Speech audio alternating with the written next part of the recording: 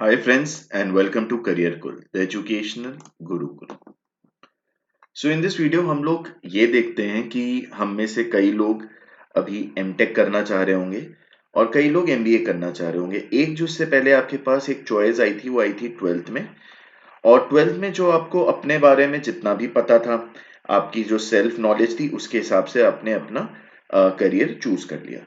एक second option आपको यहाँ पे फिर से मिल रहा है, एंड डेफिनेटली ये डिपेंड करेगा दो चीजों पे, आपकी अपनी अंडरस्टैंडिंग पे कि आप अपने आप को कैसा जानते हैं, प्लस आप वर्ल्ड में जो करेंटली सिनारियो है, क्या सैलरीज हैं, उसको कितना जानते हैं। इन दोनों पे डिपेंड करेगा क्या चीज। आपका एक चीज डिपेंड करेगी सेटिस्फैक्शन लेवल, एंड दूसरी चीज जो डिपेंड करेगी इस पे वो डिपेंड करेगी सैलरीज। ठीक है, दो चीजों पे ये डिपेंड करेगी। तो सेटिस्फैक्शन लेवल के लिए तो हम लोग करियर काउंसलिंग में आपकी पर्सनालिटी टेस्ट करते हैं, बट सैलरीज हम आपको आउटर वर्ल्ड में क्या क्या है ये एक बार बता सकते हैं। तो मेरा नाम है सागर आनंद, मैंने बीटेक किया वीआईटी वेल्लोर से, मैंने एमएस किया टेक्निकल यूनिवर्सिटी ऑफ डिस्टेंस से, मैं एक सर्टिफाइड करियर काउंसलर हूँ and I have been working in this field for the last 4 years। तो हम लोग एमटेक की बात करते हैं, और अगर हम एमटेक की बात करें तो हम आईआईटी की यहाँ पे डेटा लेंगे, और आईआईटी का जो डेटा ले रहे हैं हम वो एनआईआरएफ से ले रहे हैं। तो जो आईआईटी टॉप के आईआईटीज हैं, एकदम टॉप के, जहाँ पे अच्छी, जैसे कि फॉर एग्जांपल मुंबई, तो यहाँ पे जो मीडियन सैलरीज है वो नियरली 12 lakhs पर एनम की मीडियन सैलरीज है। इसका मतलब ये नहीं है कि इससे ऊपर नहीं जाती हैं, इससे ऊपर की भी सैलरीज जाती हैं। हम बहुत डिटेल में नहीं जा रहे हैं इसमें, क्योंकि इसमें आपको ये देखना पड़ेगा फॉर एग्जांपल हाईएस्ट सैलरी कितनी है। ठीक है, एंड दूसरी चीज एक इसमें जो इंपॉर्टेंट है वो है परसेंटेज प्लेसमेंट। सो वो मैं इसमें इंक्लूड नहीं कर रहा हूँ। आप चाहिए तो अलग से देख सकते हैं एक ओवरऑल व्यू लेने के लिए कि सैलरीज कैसी हैं एमटेक के बाद। अगर हम एमबीए की बात करें, अगर हम आईआईएम अहमदाबाद की बात करें, जो टॉप का इंस्टीट्यूट है वहाँ पे जो नियरली सैलरी जाती है that is 23 lakhs per annum. और इसमें एक चीज तो ये डेफिनेटली है कि जो इसकी हाईएस्ट सैलरीज अगर आप देखेंगे तो अराउंड बहुत ज़्यादा हाई भी जाती है, 1 CR तक भी जाती है।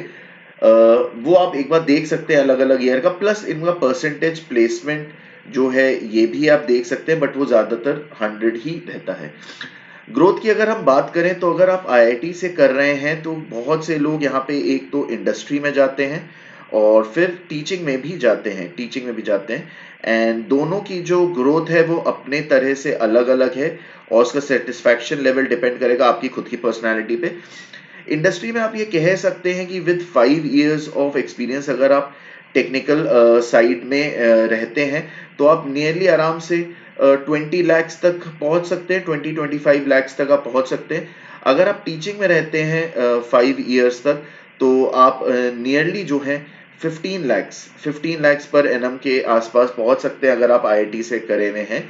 तो ये मैं हायर साइड ही थोड़ा बोल रहा हूँ, इसमें बहुत सी चीज़ें और भी जाती हैं। ये वाला जो पार्ट है ये थोड़ा लोअर भी हो सकता है, ठीक है, बट सेटिस्फाइंग भी बहुत ज़्यादा हो सकता है, दोनों चीज़ें इसमें हैं। इसमें एकेडमिया में कम लोग जाते हैं, तो इसमें इंडस्ट्री में जो जाते हैं इसमें ये है कि आईएम वालों का तो डेफिनेटली आप बोल सकते हैं ये 35 to 40 lakhs में होंगे 5 साल में। ये तो मैं कम ही बोल रहा हूँ थोड़ा सा। और एक जनरल आइडिया भी ये है कि अगर आप 5 साल काम कर लेते हैं तो 5 साल काम करके आप एटलीस्ट जो इंडस्ट्री जो ये लोग टीचिंग में पा रहे हैं, आप जनरल जो है सैलरी इतनी आप पा सकते हैं।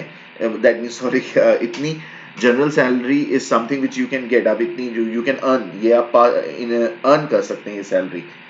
ठीक है, एम्प्लॉइंग इंडस्ट्रीज जो ज़्यादातर एम्प्लॉइंग इंडस्ट्रीज अगर एमटेक की हम बात करेंगे तो, क्योंकि अगर आप सीएस वगैरह में है, केवल सीएस ही एक ऐसी फील्ड है, सीएस एंड आईटी, जो सैलरीज में डायरेक्टली एमबीए के रिस्पेक्ट में है, that means they are almost equivalent हो सकता है।